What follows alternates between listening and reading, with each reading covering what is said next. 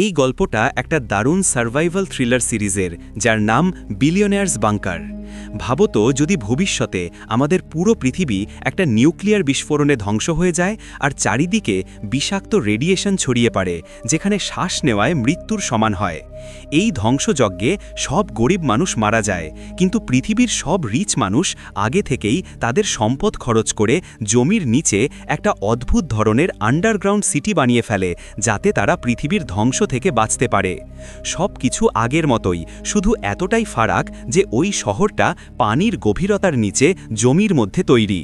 সারা দুনিয়ার ধনী মানুষগুলো ওখানে নির্বিঘ্নে বসবাস করতে শুরু করল।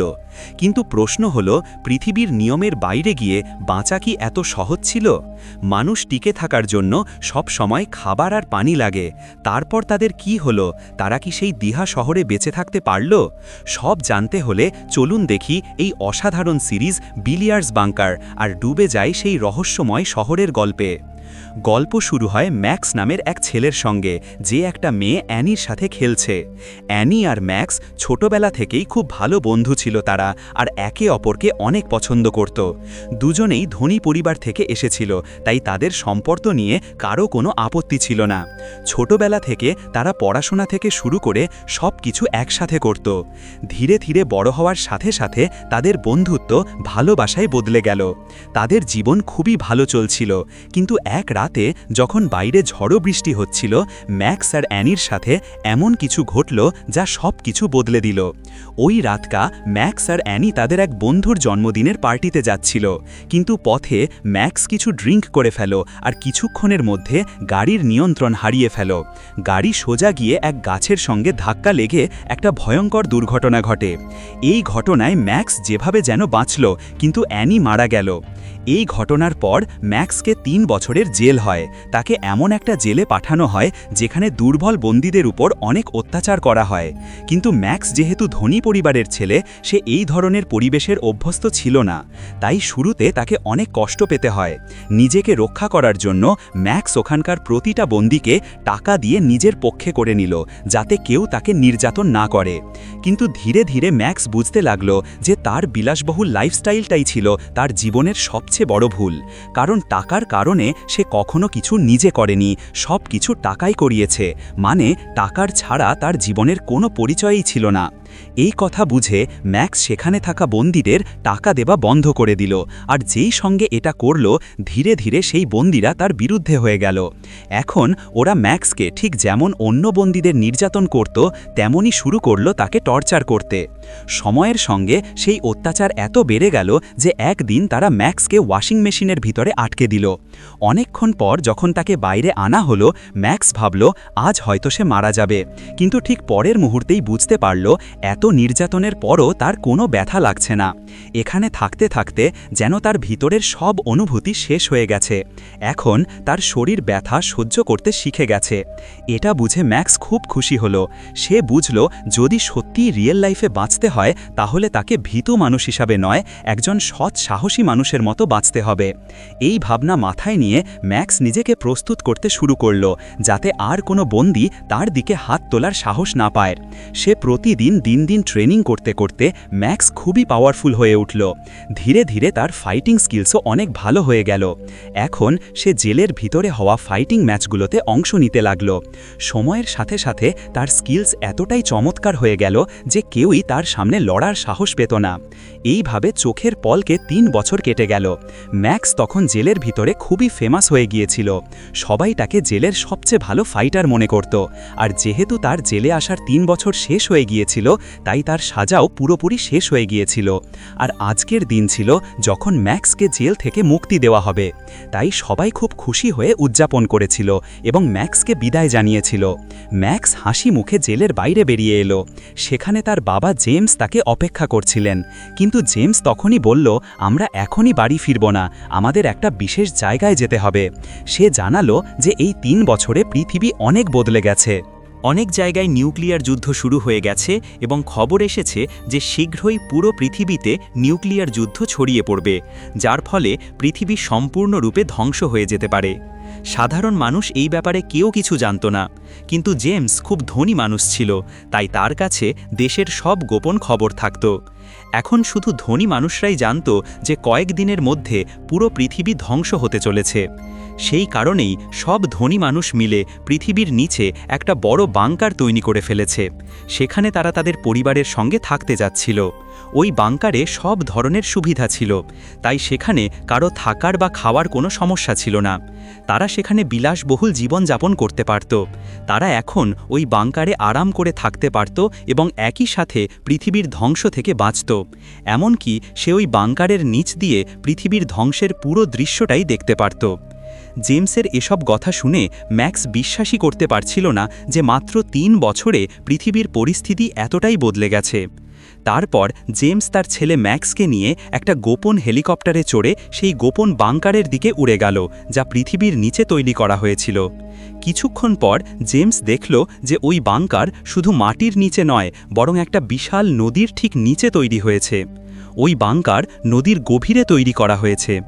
এত গভীরে বানানোর একটা বড় কারণ ছিল, যাতে পুরো পৃথিবীতে নিউক্লিয়ার যুদ্ধ শুরু হলেও তার ধ্বংসের প্রভাব ওখানে পৌঁছাতে না পারে। এভাবে সেখানে থাকা মানুষজন পুরোপুরি নিরাপদ থাকবে। জেমস তখন ম্যাক্সকে একটা আধুনিক লিফটের মাধ্যমে পানির নিচে অনেক গভীরে নিয়ে যাচ্ছিল। সেই জায়গাটা এত গভীর ছিল যে সেখানে পৌঁছতে অনেক সময় লাগছিল। অবশেষে যখন তারা বাংকারের কাছে পৌঁছালো, তখন ভিতরে ঢোকার আগে ম্যাক্স আর জেমসের কাছে থাকা মোবাইল আর অন্যান্য ইলেকট্রনিক ডিভাইসগুলো সবাই নিয়ে নেওয়া হলো। সব ডিভাইসগুলো ওখানের একটা বিশেষ জায়গায় জমা করা হলো। এরপর তাদের একটা স্পেশাল ইউনিফর্মটা দিয়ে দেওয়া হলো, আর তাদের হাতে একটা হেলথ ডিভাইস লাগিয়ে দেওয়া হলো। ম্যাক্স সেখানে বেশি সময় নষ্ট করেনি, সরাসরি তার মা আর দাদির কাছে চলে গেল, কারণ অনেক দিন হয়ে গেছে ওদের দেখেনি। ম্যাক্সের মা তাকে দেখে খুবই আবেগপ্রবণ হয়ে গেলেন। এরপর জেমস ম্যাক্সকে পুরো বাংকারটা ঘুরিয়ে দেখাল। সেখানে তার মতো আরও অনেক রিচ ফ্যামিলি ছিল। তাদের মধ্যে একটাই পরিবার ছিল অ্যানির পরিবার, যেটা দেখে ম্যাক্স অবাক হয়ে গেল। ম্যাক্স যখন অ্যানির বাবাকে দেখে, তখন সে তড়িঘড়ি করে তাদের কাছে গিয়ে আন্তরিকভাবে ক্ষমা চাইল। অ্যানির বাবা তাকে ধৈর্য ধরে তারা বলে যে তারা তাকে অনেক আগেই মাফ করে দিয়েছে। তারপর একই রাতে অ্যানির বাবা ম্যাক্স তার পরিবারকে ডিনারে আমন্ত্রণ জানান। ওই রাতে দুই পরিবার অনেক দিন পর একসাথে বসে ডিনার করে এবং পরিবেশ খুবই আনন্দময় হয়। কিন্তু সেখানে আমরা অ্যানির বোন এনাকেও দেখি। এনা তখন পর্যন্ত ম্যাক্সকে খুব রাগ করছিল, কারণ তার কারণে তার বোন অ্যানি মারা গেছে। এনা তাকে খুব ভালোবাসত, তাই নিজের চোখের সামনে ম্যাক্সকে একদম সহ্য করতে পারছিল না। ঠিক তখনই সেখানে এক মহিলা কেইসি ওই লোকটি আসে, যিনি তার টিমের সঙ্গে সেখানে ছিলেন। আসলে কেইসি পুরো বাংকারের মালিক। সব ধনী লোকজন তাকে টাকা দিয়ে এই বাংকারে তাদের সিট বুক করিয়েছে। কেইসি সবাইকে তার টিমের মেম্বারদের সঙ্গে পরিচয় করিয়ে দেয়। তারপর সবাইকে দেখে বলে, তোমরা সবাই সত্যি অনেক ভাগ্যবান, কারণ তোমাদের এখানে থাকার সুযোগ মিলেছে। যদি তোমরা এত ধনী না থাকতেন, তাহলে এই জায়গার বুকিং করা অসম্ভব হতো। তাই হয়তো তোমরা নিউক্লিয়ার যুদ্ধের সময় পৃথিবীর ধ্বংসের সময় মারা যেতে, কিন্তু আমার এই বাংকারের কারণে তোমরা সবাই বাঁচবে। আর পুরো পৃথিবীর শেষ হয়ে গেলেও যাওয়ার পরও তুমি এখানে আরাম করে বাঁচতে পারবে। কেইসির এসব কথা শুনে সবাই ওখানে একমত হয়ে যায়। তারপর ওই রাতে দেখা যায় এনা এক জায়গায় এক্সারসাইজ করছিল। তখনই ম্যাক্স ওর কাছে আসে। ম্যাক্স মন থেকে ক্ষমা চায় আর বলে, তোমার বিশ্বাস করো এনা, তোমরা সবাই এনিকে যত ভালোবাসো, আমি ওকে ঠিক ততটাই ভালোবেসেছি। আমরা ছোটবেলায় একসঙ্গে বড় হয়েছি, বড় হয়ে একে অপরকে ভালোবেসেছি। তো আমি কি কখনো ইচ্ছাকৃতভাবে চাইব আমার প্রিয় মানুষটা আমার জীবনে না থাকুক? সেই দিনের সব ঘটনা একটা দুর্ঘটনা ছিল, তবুও আমি তোমার কাছে মন থেকে মাফ করো। আমার কারণে তুমি তোমার বোনকে হারিয়েছ, কিন্তু তুমি কি আমাকে মাফ করতে পারবে না? তারপর ম্যাক্স বলে, আমার কাছে তোমার বোনের শেষ স্মৃতি আছে। এটা বলে সে অ্যানাকে অ্যানির ফোন দেয়, যা অ্যাক্সিডেন্টের পর থেকে ম্যাক্সের কাছে ছিল। এনা ফোনটা নিয়ে কিছু বলে না, শুধু তার বোনকে স্মরণ করে চুপ হয়ে যায়।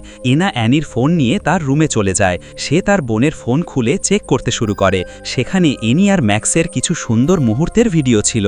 এনা সেই ভিডিওগুলো দেখছিল। তখন হঠাৎ পুরো বাংকারে কম্পন শুরু হয়ে যায়। পুরো বাংকার জোরে দোলাতে থাকে, আর পাশাপাশি বিদ্যুতের সমস্যাও দেখা যায়। সবাই ভয়ে ভয়ে বাইরে দৌড়াতে শুরু করে। তারা সবাই বুঝতে পারে যে তাদের বাংকারের ওপরে বড় একটা বিস্ফোরণ হয়েছে। সেই কারণেই পুরো বাংকার এত ভয়ঙ্করভাবে দোলাচ্ছে। সঙ্গে সঙ্গেই মাইক্রোফোনে সবাইকে বলা হয় ওপরের থেকে নিচের সারফেসে চলে যেতে। ওখানে তারা অনেক বেশি নিরাপদ থাকবে। ওইদিকে এনা তার পরিবার খুঁজতে খুঁজতে দেখে তার বাবা এক বড় ময়লার নিচে চাপা পড়ে আছে। গেছে, কিন্তু ম্যাক্স আর জেমস খুব কঠোর পরিশ্রম করে তার বাবাকে সেখান থেকে তুলে নিয়ে আসতে পারে। যে কোনোভাবে সবাই সেখান থেকে বেরিয়ে নিচের ফ্লোরে চলে যায়। ওটাই আসল সেফ জোন ছিল। সেখানে অনেক মনিটর ছিল যেগুলো থেকে বাইরের পরিস্থিতি সম্পর্কে জানা যেত। সবাই সেফ জোনে পৌঁছানোর পর কেসি সবাইয়ের সামনে এসে বলে, প্রথমেই আমাদের এজেন্সি পারমাণবিক যুদ্ধের খবর দিয়েছিল এবং আমাদের তথ্য পুরোপুরি সঠিক প্রমাণিত হয়েছে। পৃথিবীতে পারমাণবিক যুদ্ধ শুরু হয়ে গেছে, কিন্তু আমাদের এই বাংকারের কারণে তাহলে তোমরা সবাই এখনও নিরাপদ আছো। তারপর কেসি ভিডিও ফুটেজ দেখানো শুরু করে। কেসি মনিটরে সবাইকে বাইরে কি অবস্থা দেখাচ্ছে, কিভাবে ধীরে ধীরে বাইরের দুনিয়া ধ্বংস হয়ে যাচ্ছে। সেখানে থাকা সবাই প্রায় একদিন ধরে সেফ জোনেই থাকে। তারপর যখন পরিস্থিতি একটু শান্ত হয়, মানে চারদিকে বিস্ফোরণ বন্ধ হয়, তখন কেসি তার একটা স্পেশাল টিমকে ডাকে। ওদের স্পেশাল স্যুট পরিয়ে বাইরে পাঠায়, যাতে তারা গিয়ে দেখতে পারে এখন পরিস্থিতি কেমন, আর যা কিছু দেখবে তা এখানে সবাইকে দেখানো যাবে। ফুটেজে দেখা যাচ্ছে সত্যি পুরো পৃথিবী ধ্বংস হয়ে গেছে। চারদিকে শুধু ধুলো ছায়া ছাড়া কিছু নেই। পারমাণবিক বোমার টক্সিক রেডিয়েশন চারদিকে ছড়িয়ে পড়েছে। যদি কেউ সঠিক প্রোটেকশন ছাড়া বাইরে যায়, তার মৃত্যু নিশ্চিত। এরপর ক্যামেরায় দেখা যাচ্ছে লাক্স নামের এক সদস্যকে। সে তার স্পেশাল টিমের একজন। সে এক গাড়ির ইঞ্জিন চেক করছিল। তখন হঠাৎ সে একটি লোহার টুকরা দেখতে পায়। হাতে নিয়ে ছুঁয়ে ফেলে। সঙ্গে সঙ্গেই তার গ্লাভস গলে যায় আর হাত জোরে দগ্ধ হয়। এইটা দেখে পরিবেশ আরও বেশি বিপজ্জনক মনে হতে থাকে। লক্স যন্ত্রণায় পাগলের মতো ইঁদুর উদুর দৌড়াতে শুরু করল। মানে রেডিয়েশনের পরিমাণ সেখানে এত বেশি ছিল যে লোহাটা আগুনের মতো গরম হয়ে গিয়েছিল। লক্সের অবস্থা দেখে বাকি সবাই তাকে দ্রুত বাংকারের ভিতরে নিয়ে আসে। এখন সবাই এই নিয়েই আলাপ আলোচনা করতে শুরু করল, কারণ বাইরে দুনিয়ায় প্রচণ্ড বিপজ্জনক রেডিয়েশন ছড়িয়ে পড়ে গেছে। এখন চাইলেও কেউ বাইরে যেতে পারবে না। কিন্তু বাংকারের ভিতরও কি সারা জীবন থাকা সম্ভব? কেউ ভাবতেও পারছিল না তাদের কত মাস বা হয়তো কত বছর সেখানে থাকতে হবে। সবাই এখন বাংকারের নিচেই থাকতে হয়েছিল। এই কথা ভাবতে ভাবতে সবাই খুবই হতাশ হয়ে পড়েছিল। ওদিকে কেসি, যিনি এখানকার মালিক ছিলেন, তিনি তার লোকেদের সঙ্গে লাক্সের অবস্থা দেখার ছলে বাইরে বের হয়েছিলেন। কিন্তু আসলে তিনি একটা আলাদা জায়গায় পৌঁছান, যেখানে তিনি এবং তার দল আনন্দে উৎসব মনা করছিলেন। এখানেই গল্পের সবচেয়ে বড় টুইস্ট আসে। আসলে এই সব কিছু ছিল কেসি আর তার দলের পরিকল্পনা। তারা শহরের ধনী মানুষদের কাছ থেকে টাকা ঠকানোর জন্য এই পুরো মাস্টার প্ল্যান সাজিয়েছিল। কেসি আর তার দল চেয়েছিল যে তারা এই ধনী মানুষদের সারা জীবন জন্য বাংকারের ভিতরে বন্দি করে রাখবে, যাতে বাইরে দুনিয়ায় যাদের প্রপার্টিজ আছে সবগুলোর ওপর তারা দখল নিতে পারবে। কারণ বাংকারে ঢোকার আগে তারা সবাইকে কিছু জরুরি কাগজে সই করিয়ে নিয়েছিল। কেসি ভালো করে জানত এত ধনী মানুষকে বোকা বানানো সহজ হবে না, তাই সে তার পুরো টিম নিয়ে মিলে একটা দারুণ প্ল্যান করল। প্রথমে তারা শহরের ধনী লোকেদের মধ্যে একটা মিথ্যা খবর ছড়ালো যে খুব শীঘ্রই পৃথিবী ধ্বংস হয়ে যাবে। তারপর তারা ওই বাংকারটা বানালো আর ভিতরে অনেক সিমুলেশন সিস্টেম তৈরি করল। সঙ্গে বাংকারের সারফেস, তবে সে নিজেই বোমা সেট করে রেখেছিল, যাতে বোমাগুলো ব্লাস্ট করিয়ে বাংকারে আতঙ্ক সৃষ্টি করতে পারে। কিন্তু এই বিস্ফোরণ এমনভাবে করা হয়েছিল যাতে কারো বেশি ক্ষতি না হয়। যেই ভিডিওগুলো তারা মানুষকে দেখিয়েছিল সেগুলো আসলে অ্যাডভান্সড এআই সিস্টেম দিয়ে তৈরি ছিল, এবং এই সব পরিকল্পনায় তারা সফলও হয়, কারণ এখন সবাই তাদের কথা মেনে বাংকারেই থাকতে চায়। এখন অন্যদিকে আমরা আনাকে দেখি। আনা যখন বাংকারের এক টয়লেটে থাকে, তখনই সে পাশের ঘর থেকে একটা অদ্ভুত আওয়াজ শুনতে পায়। মনে হয় যেন কেউ ওইখানে পড়ে গেছে। অ্যানা তাড়াতাড়ি বেরিয়ে আসে আর পাশের রুমের দরজা জোরে ঠেলেই খুলে দেয়। ভিতরে ঢুকে সে দেখে একটা মেয়ে নিজের জীবন শেষ করার চেষ্টা করছে। এটা দেখে অ্যানা ভীষণ ভয় পায়। সে দৌড়ে গিয়ে ওই মেয়েটাকে ধরে আর গলায় বাঁধা দড়িটা কেটে দেয়। যেভাবেই হোক সে তার জীবন বাঁচায়। আসলে বাংকারে যত মানুষ ছিল সবাই ভিতর থেকে খুবই কষ্টে ছিল। সবাই ধনী ছিল, কিন্তু এখন পৃথিবী পৃথিবী ধ্বংস হয়ে যাওয়ার পর তাদের সব কিছু শেষ হয়ে গেছে, তাদের বাড়ি গাড়ি টাকা কিছুই বাঁচেনি। আগে বাইরে জগতের সেই সব ক্ষমতার সঙ্গে সে যা করত, এখন ইচ্ছে করেও কিছু করতে পারছে না। এখন সে একদম খালি হাতে। এই কারণেই ওই মেয়েটা এই সব সহ্য করতে পারল না আর নিজের জীবন শেষ করার চেষ্টা করছিল। কিন্তু শুধু সে নয়, এখানকার প্রায় সবাই এই পরিস্থিতির সঙ্গে খাপ খাইয়ে নিতে পারছে না। সবাই খুবই মানসিকভাবে ভেঙে পড়েছে। এখন পরিস্থিতি প্রায় নিয়ন্ত্রণে এসেছে, তাই কেসি সবাইকে বলে যে আর কারো চিন্তা করার দরকার নেই, তারা সবাই বাংকারে শান্তে বাঁচতে পারবে। এরপর কেসি তার টিমের সঙ্গে দেখা করতে যায়। সেখানে লুকাস তার টিমের মেম্বারদের সাথে সে মেকআপ করাচ্ছিল, যাতে বাইরে গিয়ে লাক্সের সাথে কি হয়েছে। আর আমরা তখন জেমস আর তার বউকে দেখছি, দুজনের মধ্যে ঝগড়া শুরু হয়ে গেছে। আসলে জেমস একজন খুব ধনী ব্যবসায়ী ছিল, আর সে সব সময় নিজের মতো করেই জীবনযাপন করত। এমনকি তার বাইরে অনেক মেয়ের সঙ্গে সম্পর্ক ছিল। জেমসের বউ সব কিছু জানত। সে জানত তার স্বামী অনেক মেয়ের সঙ্গে সম্পর্ক রাখে, তবুও সে তাকে ছেড়ে দেয়নি, কারণ তার টাকার খুব দরকার ছিল। ঠিক সেই টাকার জন্য সে এত বছর তোমার সঙ্গে ছিল, কিন্তু এখন সব শেষ। জেমসের কাছে না টাকা আছে, না কোনো ক্ষমতা। এখন তার বউয়ের কাছে তার কোনো দাম নেই। সে জেমসকে সরাসরি বলে, তুমি এত বছর ধরে যত যত মেয়ের সঙ্গে ছিলে, আমি তাদের সবাইকে জানতাম।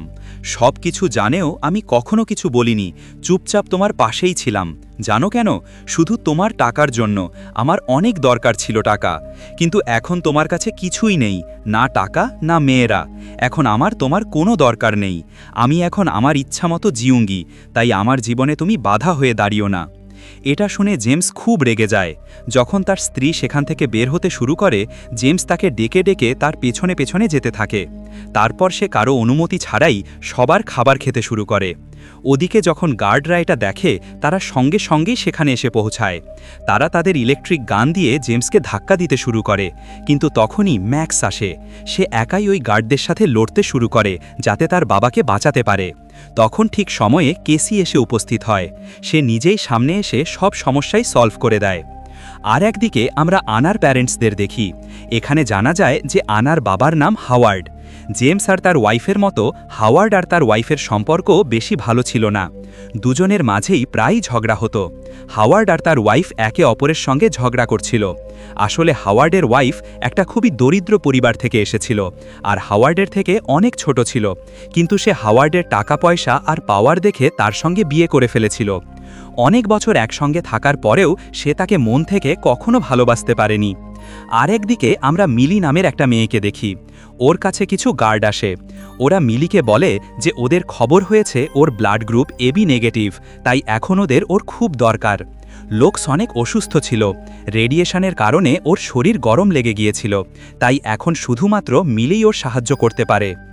আসলে কেসির লোকেরা মিলি আর বাকিদের বলে যে রেডিয়েশনের কারণে লোকসের অর্ধেক রক্ত নষ্ট হয়ে গেছে, আর ওকে বাঁচানোর জন্য এবি নেগেটিভ ব্লাড দরকার। তাই তারা মিলি সহ আরও 2 জনকে নিয়ে একটা জায়গায় যায়। তারপর তারা লুকাসকে সেখানে নেওয়া হয়। লুকাসকে আগে থেকেই মেকআপ করে পুরোপুরি তৈরি করা হয়েছিল। এমনকি ওই 3 জনকেও সেখানে আনা ছিল কেসি আর তার টিমের পরিকল্পনার অংশ। এই পুরো প্ল্যান করা হয়েছিল যাতে সবাই নিজের চোখে লুকাসের অবস্থা দেখতে পারে, এবং পরে অন্যদের বলেও সবাই ভয় পায় আর কেউ বাইরে যাওয়ার চেষ্টা না করে। মালি যখন সেখানে লুকাসকে দেখতে আসে, তখন সে সত্যিই মনে করে তার অবস্থা খুব খারাপ। কিছুক্ষণ পর লুকাস সেখানে মারা যাওয়ার নাটক করে। সবাইকে বলা হয় লুকাস মারা গেছে। লুকাসের এমন অবস্থা দেখে মিলি খুবই আবেগপ্রবণ হয়ে যায়। এখন ধীরে ধীরে কেসি আর তার টিমের পুরো প্ল্যান সামনে আসতে শুরু করে। কেসি আর তার টিম তাদের প্ল্যানে বেশিরভাগটাই সফল হয়েছিল। তার টিমে জ্যাক নামের এক ছেলে ছিল, যেটা আসলে কেসির নিজের ভাই। জ্যাক অনেক অসুস্থ থাকত, তাই কেসি তাকে সবসময় নিজের কাছে রাখত। এখন কেসি তার টিমকে বলে, এখন সময় এসেছে আমাদের প্ল্যানের পরবর্তী ধাপে যাওয়ার। সে সবাইকে বলতে শুরু করে কিভাবে সে হাওয়ার্ড সম্পর্কে সব তথ্য জোগাড় করেছে। আসলে হাওয়ার্ড যার পরিবারে জন্ম নিয়েছিল তারাই আগেই অনেক ধনী ছিল।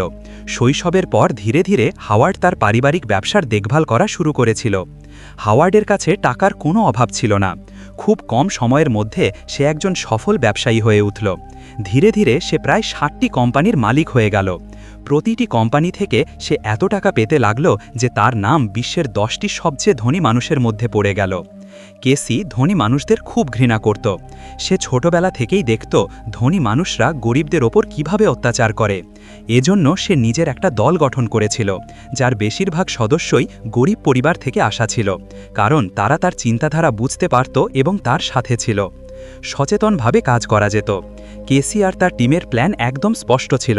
তারা সব ধনী লোককে বঙ্কারে বন্দি করবে আর তাদের বাইরে থাকা সম্পত্তি আর টাকা সব গরিবদের মধ্যে ভাগ করে দেবে, যাতে ধনী আর গরিবের ফারাক একটু কমে যায় আর গরিবরা আর কখনো ছোট মনে না করে। কেসি জানত যদি সে পৃথিবীর শেষের প্ল্যান করে, ধনীরা কখনো গরিবদের কথা ভাববে না, তারা শুধু নিজেদের বাঁচানোর চেষ্টা করবে। তাই কেসি আর তার টিম প্রথমে হাওয়ার্ডকেই টার্গেট করল। তাদের প্ল্যান ছিল হাওয়ার্ডের সব সম্পত্তি আর টাকা গরিব লোকদের মধ্যে ভাগ করে দেওয়া হবে।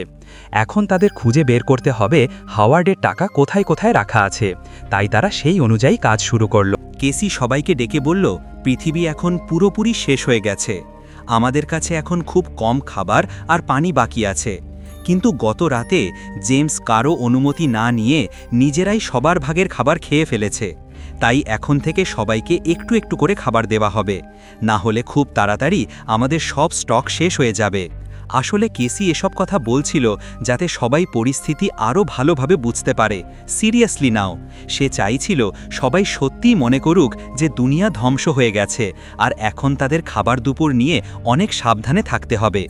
এখন সে সবার সামনে ম্যাক্সকে চিৎকার করতে শুরু করে। সে তাকে গালি দেয় কারণ ম্যাক্স গত রাতে গার্ডদের ওপর হাত তুলেছিল। সে গার্ডদের মারধর করে তাদের কাছ থেকে একটা শর্ট গান ছিনিয়ে নিয়েছিল, যেটাতে ইলেকট্রিক শক দেওয়া যেত।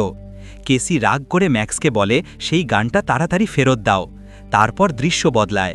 আমরা কেসি আর তার টিমকে দেখি যারা সবাইকে বন্দি করার আগে প্ল্যান করে যাচ্ছিল। তাদের প্ল্যান এমন ছিল যে যখন এই ধনী লোকজনকে এখানে আনা হয় যাতে তারা হারিয়ে গেলেও কেউ সন্দেহ না করে। আসলে বাংকারে বন্দি করার আগে কেসি আর তার টিম প্রতিটি মানুষের একটা করে এআই ক্লোন তৈরি করে ফেলেছিল। সেটা ছিল অনেক অ্যাডভান্স টেকনোলজি দিয়ে। যখন তারা বাংকারে ঢুকলো তখন তাদের মোবাইল ফোন আর বাকি ডিভাইসগুলো নিয়ে নেওয়া হয়। আসলে সেই মোবাইলগুলোই ছিল তাদের আসল অস্ত্র, কারণ ওই ফোনগুলোতেই ছিল সবাইয়ের সোশ্যাল মিডিয়া অ্যাকাউন্ট। এখন কেসির টিম ওই অ্যাকাউন্টগুলো ব্যবহার করে বাইরের জগতে দেখাচ্ছে সবাই এখনও জীবিত, সাধারণ জীবনযাপন করছিল। তারা ক্রমাগত সবাইকে এআই ভিডিও বানিয়ে দিত এবং সেই ভিডিওগুলো প্রতিদিন সোশ্যাল মিডিয়ায় আপলোড হতো। সবাইকে বলতো যে তারা সবাই ছুটিতে আছে বা পরিবার নিয়ে ভালো সময় কাটাচ্ছে। লোকদের বলা হয়েছিল যতক্ষণ না আমরা নিজেদের থেকে যোগাযোগ করছি ততক্ষণ আমাদের বিরক্ত করো না। এভাবে বাইরে থেকে যারা তাদের খুঁজছিল তারা থামিয়ে দেব, আর যত বেশি এই কথা ছড়াবে তত বেশি কেসির প্ল্যান সফল হবে। কেসি আর তার টিমের কাছে থাকা সব মোবাইল ফেক অ্যাকাউন্টগুলো ক্রমাগত সক্রিয় রাখা হতো।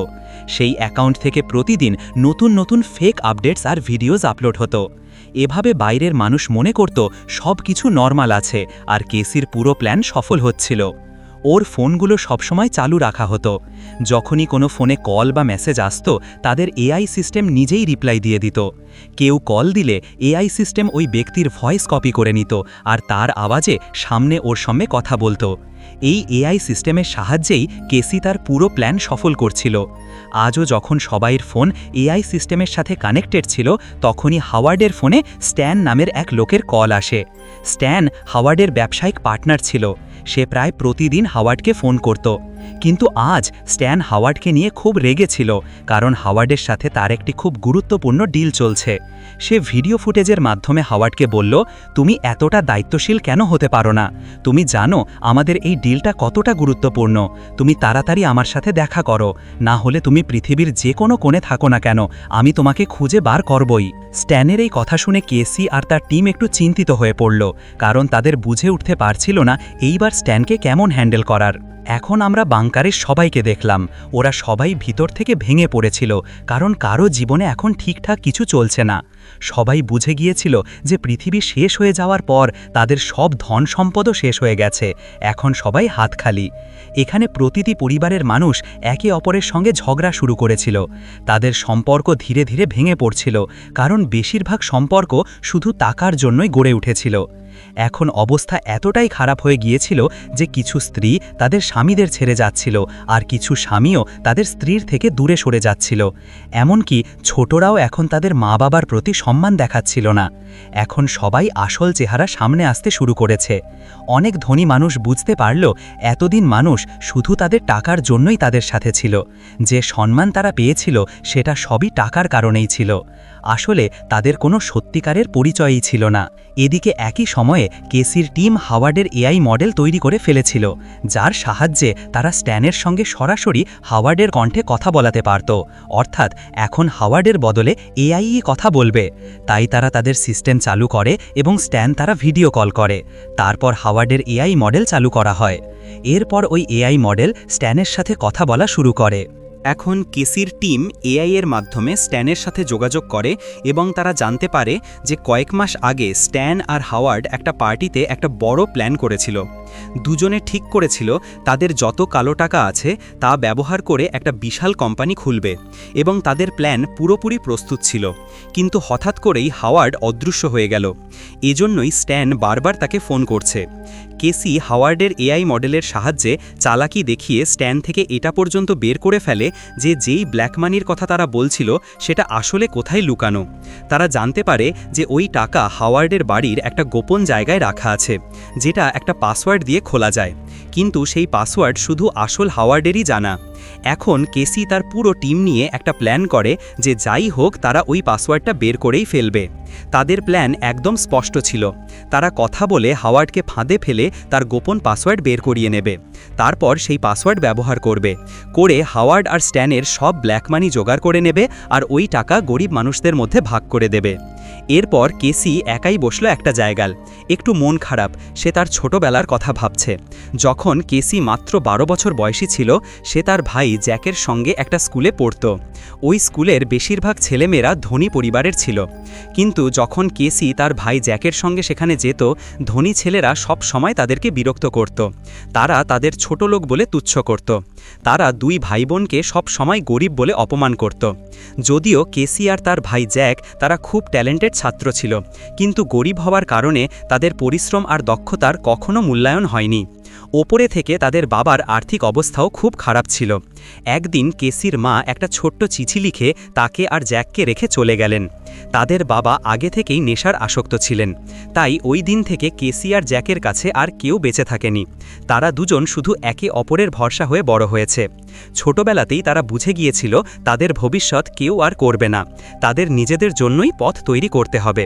তাই ঠিক সেই সময় থেকে দুই ভাই বোন কঠোর পরিশ্রম শুরু করল। ওরা পড়াশোনায় আরও মন দিয়েছিল। ধীরে ধীরে ওরা অনেক ডিগ্রি অর্জন করল। তারপর একটা সময় এলো যখন দুজনে মিলে অনেক রিসার্চ করে নিজেদের একটা এআই অর্থাৎ আর্টিফিশিয়াল ইন্টেলিজেন্স সিস্টেম বানিয়ে ফেলল।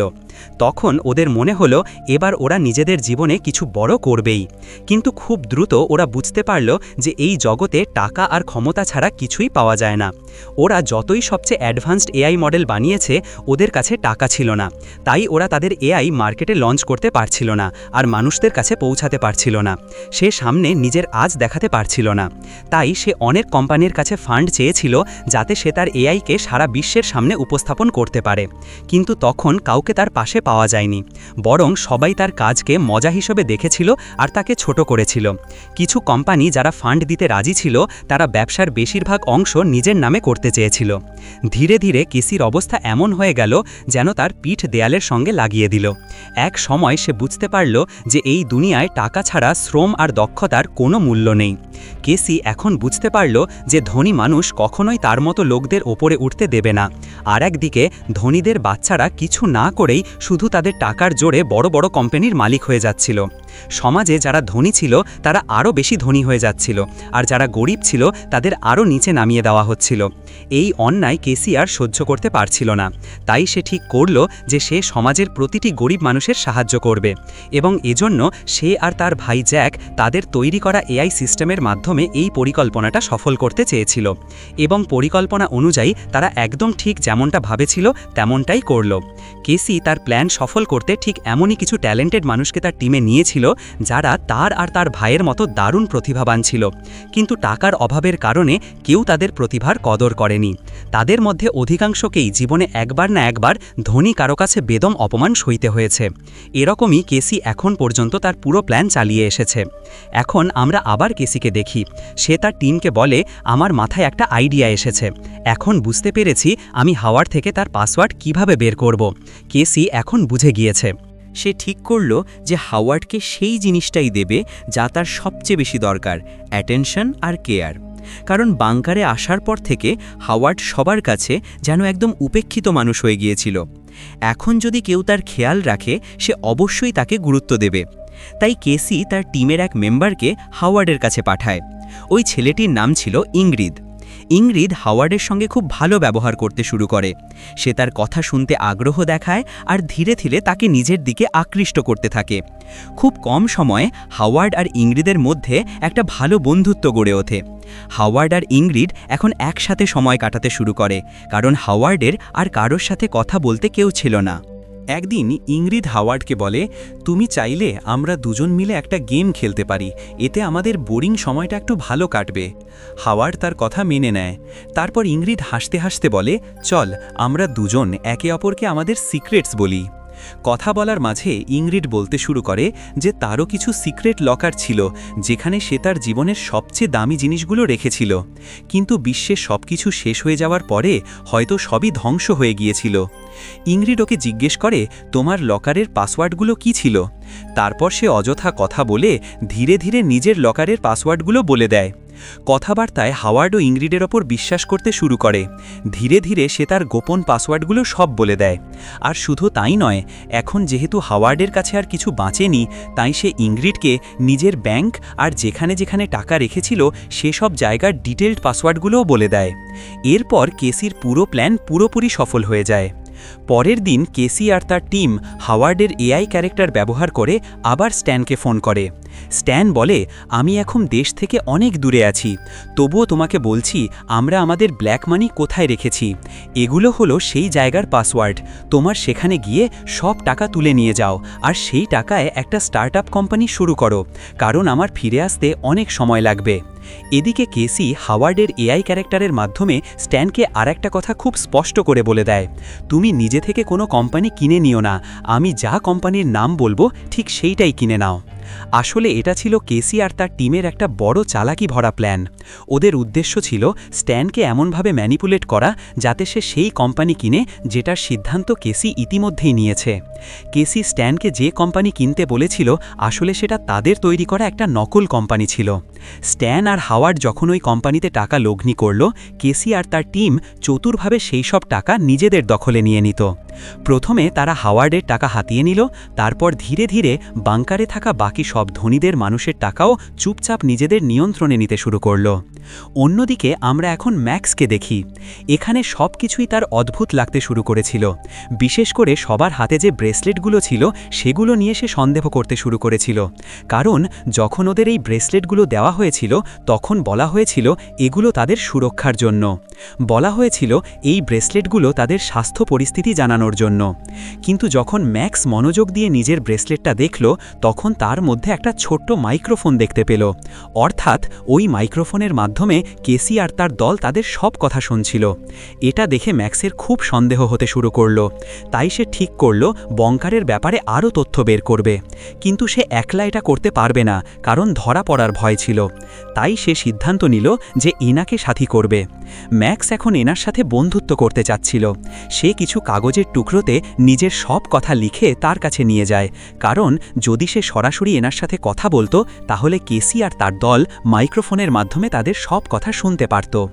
ম্যাক্স এনার কাছে গিয়ে এক কাগজ দেখায় যার ওপর লেখা ছিল চুপ থাকো। এনা অবাক হয়ে তার দিকে তাকায়। তারপর ম্যাক্স পরের কাগজে লেখে যে এখানে আসার পর থেকে অনেক জিনিস তাকে অদ্ভুত লেগেছে। সে এও বলে যে ব্রেসলেটটা তারা হেলথ ডিভাইস বলে দিয়েছিল, তার ভিতরে আসলে একটা মাইক্রোফোন লুকানো আছে। ম্যাক্স এনা জানায় যে তাদের সব কথোপকথন শোনা হচ্ছে। তারপর সে আরও বলে এখানে কেউ নিশ্চিতভাবে বলতে পারবে না যে সত্যি পৃথিবীতে পারমাণবিক যুদ্ধ হয়েছে বা বা পুরো পৃথিবী ধ্বংস হয়ে গেছে। আমরা যা কিছু দেখছি সব কিছু দেখাচ্ছে কেসি আর তার দলই। এমনও হতে পারে যে তারা আমাদের ঠকাচ্ছে। ম্যাক্স বলছে সত্যটা জানতেই চাইলে ওদের খুব ভাবনা চিন্তা করে প্ল্যান করতে হবে, এজন্য ওর এনার সাহায্য লাগবে। তারপর ম্যাক্স এনাকে বলে, তোমাকে এখন আমার সাথে প্রেমের অভিনয় করতে হবে, যেন কেউ আমাদের ওপর সন্দেহ না করে। কেসি আর তার টিম এখন ভাবতে শুরু করেছে ম্যাক্স আর এনার মধ্যে কিছু চলছে। তাদের পুরো টিম দুজনের ওপর নজর রাখছিল, কিন্তু তারা বুঝতে পারছিল না এই দুজন আসলে কি নিয়ে কথা বলছে। তাদের শুধু একটাই সন্দেহ হচ্ছিল, কাল পর্যন্ত এনা ম্যাক্সকে দেখতেও পছন্দ করত না, কারণ তার জন্যই তার প্রিয় বোন এনির মৃত্যু হয়েছে। আর এখন হঠাৎ করেই ওরা দুজন এত কাছাকাছি কি করে চলে এলো? ওদিকে ম্যাক্স আনাকে বলল, আমাদের প্রথমেই এই বাংকারের সিস্টেম আর ইলেকট্রিসিটি লাইন্স বন্ধ করতে হবে। ম্যাক্স একটা প্ল্যান করল যাতে পুরো বাংকার অন্ধকারে ডুবে যায়। অন্ধকারের সুযোগ নিয়ে তারা দুজন বাইরে গিয়ে দেখতে পারবে সত্যিই পৃথিবী ধ্বংস হয়েছে কিনা। কিন্তু বাইরে যাওয়া অনেক ঝুঁকিপূর্ণ ছিল, তাই তাদের কাছে সেফটি স্যুট থাকা খুব জরুরি ছিল। ম্যাক্স আনাকে কাজ দিল, সব কিছু অন্ধকার হয়ে গেলে সে 2টা সেফটি স্যুট চুরি করে নিয়ে আসবে। ততক্ষণে ম্যাক্স বাংকারের সিস্টেম রুম খুঁজে বের করবে। এরপর সে তার পরের প্ল্যানের জন্য আনাকে নিজের রুমে ডেকে আনে। ম্যাক্স সেখানে গিয়ে খুব জোরে রোম্যান্টিক মিউজিক চালিয়ে দেয়, যাতে তারা নির্ভয়ে তাদের প্ল্যান নিয়ে খুলে কথা বলতে পারে। ম্যাক্স আর আনা ভাবছে খুব শিগগিরই তারা অন্তরঙ্গ হতে পারবে, তাই কেসির দল তাদের ওপর বেশি নজর দেবে না।